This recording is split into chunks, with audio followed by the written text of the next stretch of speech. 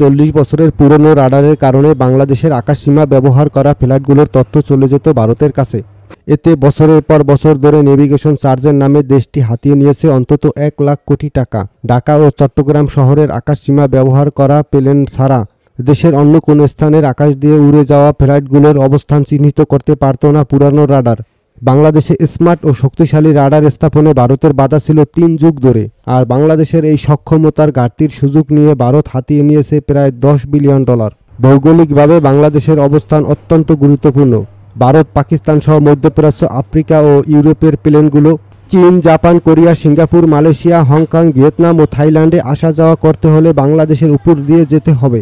Doctor Yunus সরকারের নতুন উদ্যোগের কারণে পুরো বাংলাদেশের আকাশ সীমার নিয়ন্ত্রণ থাকবে বাংলাদেশের কাছে এবং বাংলাদেশের সার্বভৌমত্ব থাকবে নিরাপদ। শত্রু দেশের বিমান বা মিসাইল শনাক্ত করতে পারবে এই রাডার, যা প্রতিরক্ষা প্রাচীর হিসাবে কাজ